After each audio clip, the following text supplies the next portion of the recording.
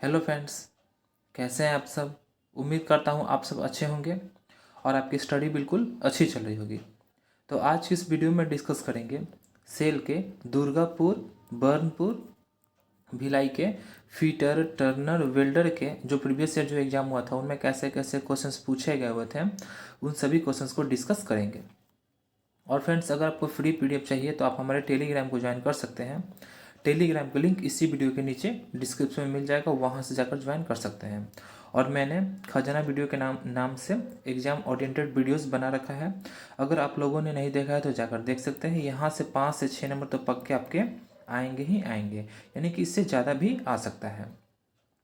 और ये सभी ट्रेडों के लिए, इसीलिए एग्ज़ाम से पहले, यानी किसी भी आपके ट्रेड से रिलेटेड कोई सा भी अगर एग्ज़ाम हो तो उस एग्ज़ाम से पहले इस वाले वीडियो को देखना बिल्कुल भी ना भूलें।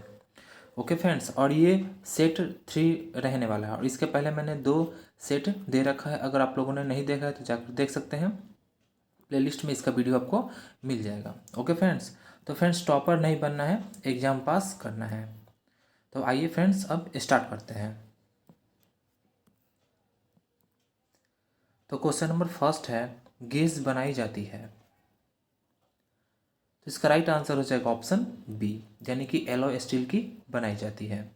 और ये जो प्रश्न है सेल दुर्गापुर स्टील प्लांट में पूछा गया हुआ प्रश्न है।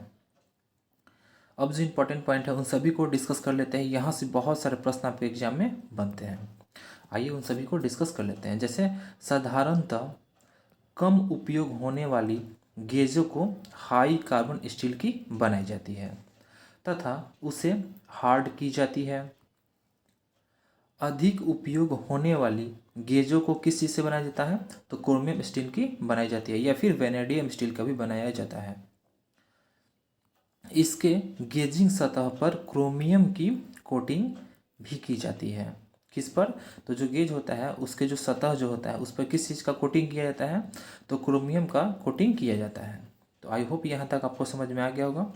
अगला क्वेश्चन भी डिस्कस कर लेते हैं। तो अगला क्वेश्चन है क्वेश्चन नंबर सेकेंड, निम्नलिखित में से कौन सा तुलनित्र का एक उदाहरण है। तो इसका राइट आंसर हो जाएगा ऑप्शन सी, यानी कि डायल गेज। यानी कि जो डायल गेज है वो क्या है, तो तुलनित्र का एक उदाहरण है। और ये जो प्रश्न है सेल दुर्गापुर स्टील प्लांट में पूछा गया हुआ प्रश्न है। अब आइए जो इंपॉर्टेंट पॉइंट है उन सभी को डिस्कस कर लेते हैं। यहाँ से बहुत सारे प्रश्न आपके एग्जाम में बनते हैं। जैसे डायल गेज एक तुलनित्र का उदाहरण है। अगला है डायल गेज के द्वारा फ्लैटनेस चेक किया जाता है। अगला है डायल गेज जो है वो रेक तथा पिनियन सिद्धांत पर कार्य करता है। तो आई होप ये तीनों आपको पॉइंट समझ में आ गया होगा। अब अगला क्वेश्चन डिस्कस कर लेते हैं। अगला क्वेश्चन है क्वेश्चन नंबर थर्ड, अंशांकन उद्देश्य के लिए निम्नलिखित में से कौन एक स्लिप गेजों का प्रयोग किया जाता है। तो इसका राइट आंसर हो जाएगा ऑप्शन डी, यानी कि ग्रेड 0 का प्रयोग किया जाता है। और ये जो प्रश्न है सेल दुर्गापुर स्टील प्लांट में पूछा गया हुआ प्रश्न है। अब जो इंपॉर्टेंट पॉइंट है उन सभी को डिस्कस कर लेते हैं। यहाँ से बहुत सारे प्रश्न आपके एग्जाम में बनते हैं। जैसे ग्रेड 0, ग्रेड 0 शुद्धता की स्लिप गेज का प्रयोग निरीक्षण विभाग द्वारा अन्य औजारों के कैलिब्रेशन के उद्देश्यों के लिए किया जाता है। इसे कैलिब्रेशन ग्रेड भी कहा जाता है। किसको, तो ग्रेड 0 को। अगला है इसकी परिशुद्धता प्लस 0.12 माइक्रोन मीटर से प्लस माइनस 2.00 माइक्रोन मीटर तक होती है। अगला है ग्रेड 00 शुद्धता, इसको रेफरेंस ग्रेड भी कहते हैं।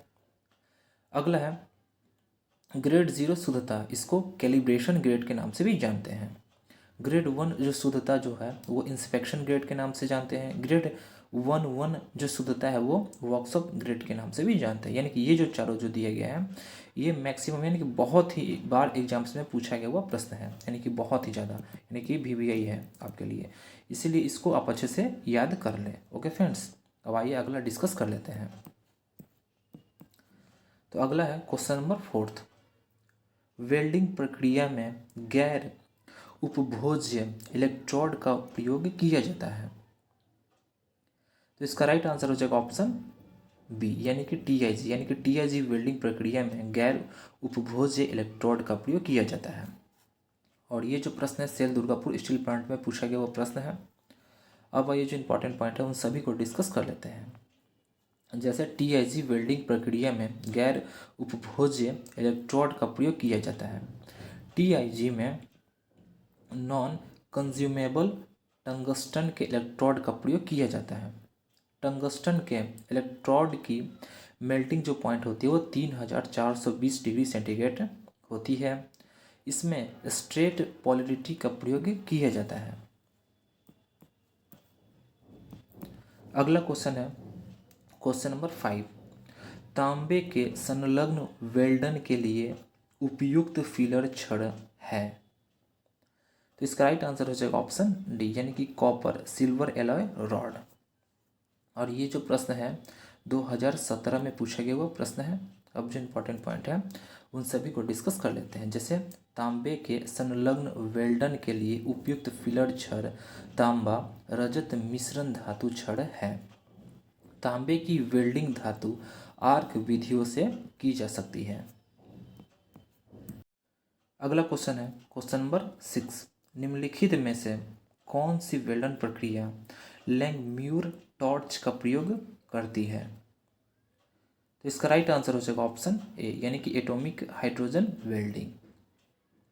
और ये जो प्रश्न है 2017 में पूछा गया वो प्रश्न है।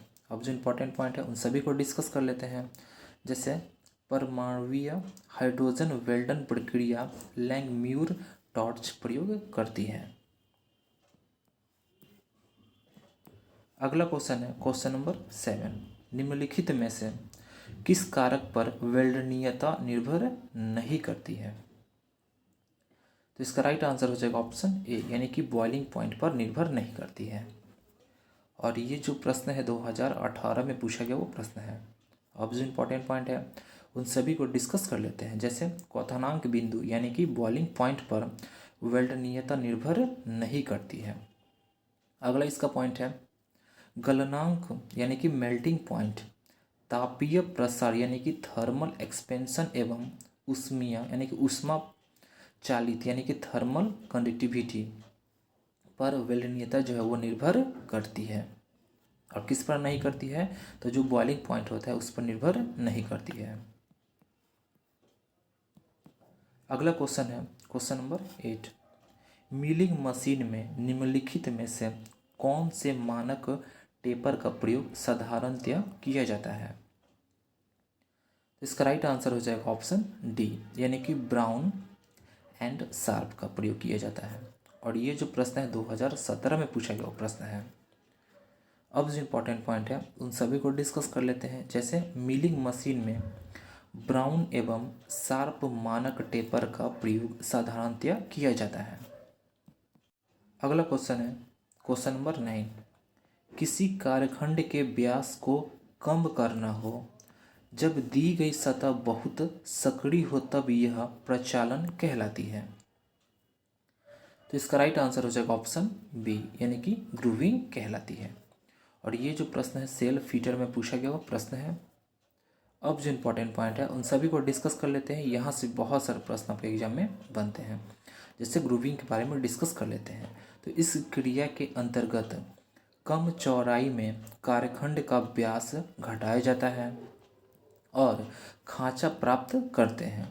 इसका प्रयोग चूड़ी के अंत में कंधे यानी कि शोल्डर के पास किया जा सकता है। अगला क्वेश्चन है क्वेश्चन नंबर 10। शीट धातु की मोटाई बताने वाली संख्या को कहते हैं। तो इसका राइट आंसर हो जाएगा ऑप्शन बी यानी कि वायर साइज यानी कि तार आकार कहते हैं। अब देख लेते हैं ये कब पूछा गया वो प्रश्न है। तो ये 2020 में पूछा गया हुआ प्रश्न है। अब जो इम्पोर्टेंट पॉइंट है उसको भी डिस्कस कर लेते हैं। जैसे शीट धातु की मोटाई बताने वाली संख्या को तार आकार यानी कि वायर साइज कहते हैं। अगला क्वेश्चन है क्वेश्चन नंबर 11। स्लिप गेजों को उपयोग करने के उपरांत किसका प्रयोग साफ करने के लिए किया जाता है। तो इसका राइट आंसर हो जाएगा ऑप्शन सी, यानी कि कार्बन टेट्राक्लोराइड का प्रयोग किया जाता है। और ये जो प्रश्न है 2002 में पूछा गया वो प्रश्न है। अब जो इम्पोर्टेंट पॉइंट है उसको भी डिस्कस कर लेते हैं। जैसे स्लिप गेजों को उपयोग करने के उपरांत कार्बन टेट्राक्लोराइड का प्रयोग इसे साफ करने के लिए किया जाता है। अगला क्वेश्चन है क्वेश्चन नंबर 12। आंतरिक रिसेस के व्यास के मानक हेतु उपयुक्त मानक उपस्कर। तो इसका राइट आंसर हो जाएगा ऑप्शन डी, यानी कि 3 पॉइंट इंटरनल माइक्रोमीटर। और ये जो प्रश्न है सेल बोकारो स्टील प्लांट में पूछा गया वो प्रश्न है। अब जो इम्पोर्टेंट जो पॉइंट है उसको भी डिस्कस कर लेते हैं। जैसे 3 बिंदु आंतरिक माइक्रोमीटर यानी कि 3 पॉइंट इंटरनल माइक्रोमीटर का उपयोग आंतरिक रिसेस के व्यास के मापने में किया जाता है। अगला क्वेश्चन है क्वेश्चन नंबर 13।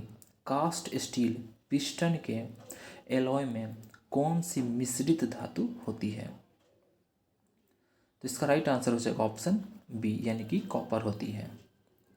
और ये जो प्रश्न है सेल बोकारो स्टील प्लांट में पूछा गया वो प्रश्न है। अब जो इम्पोर्टेंट पॉइंट है उसको भी डिस्कस कर लेते हैं। जैसे कास्ट स्टील पिस्टन के एलॉय में कॉपर मिश्रित धातु होती है।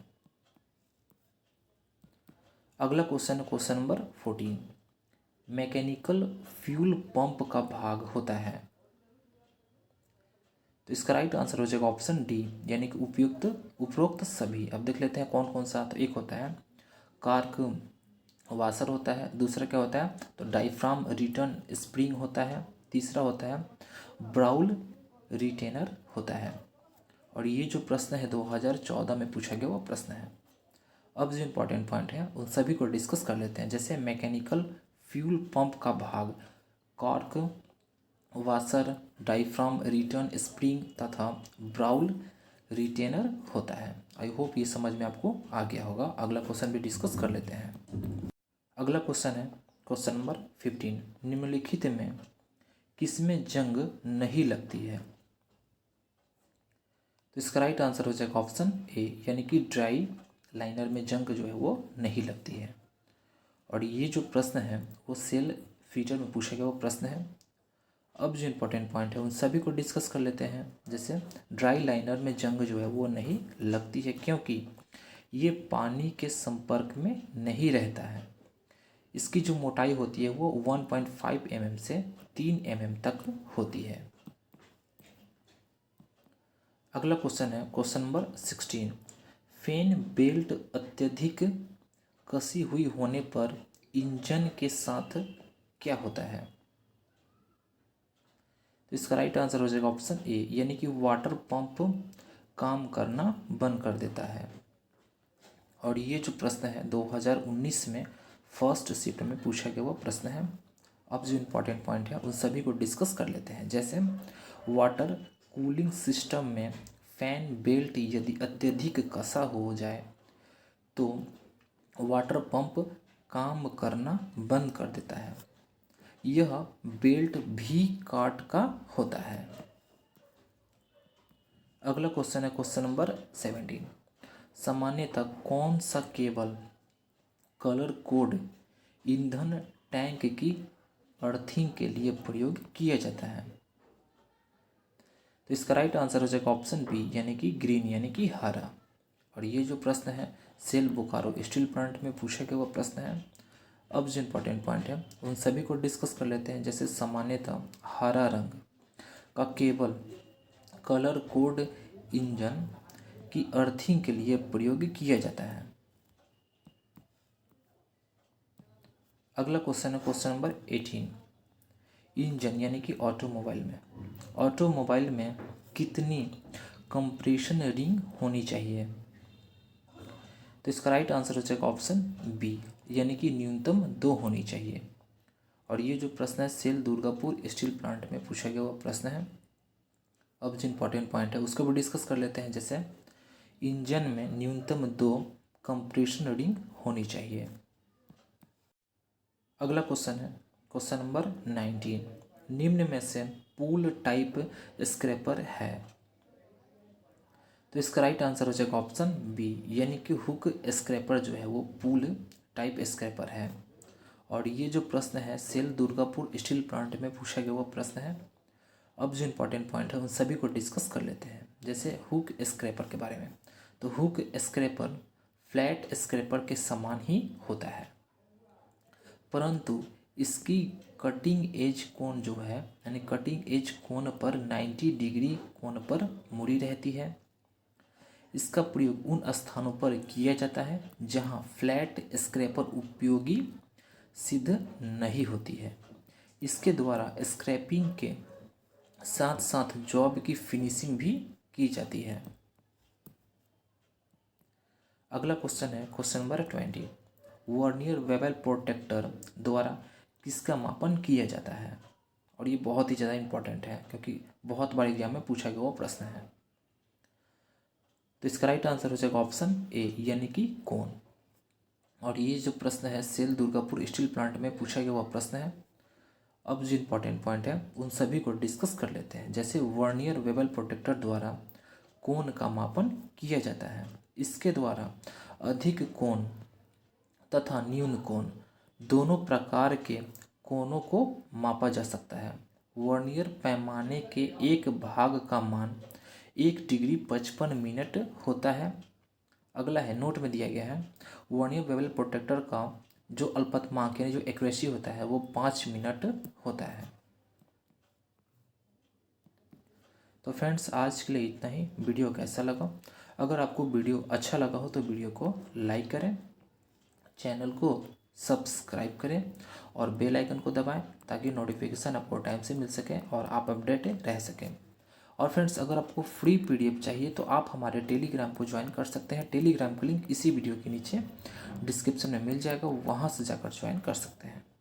और अभी तक आप लोगों ने खजाने वाले वीडियो को नहीं देखे हैं तो जाकर देख सकते हैं। यहाँ यानी कि इस खजाने वाले वीडियो में उन टॉपिक्स को लिया गया है जहाँ से क्वेश्चंस डायरेक्टली आपके एग्जाम में पूछा ही जाता है, और ये सभी ट्रेडों के लिए है। और यहाँ से 5 से 6 मिनिमम 5 से 6 यानी कि मैक्सिमम तो इससे भी ज़्यादा हो सकता है, तो मिनिमम 5 से 6 क्वेश्चन तो यहाँ से पूछा ही जाता है।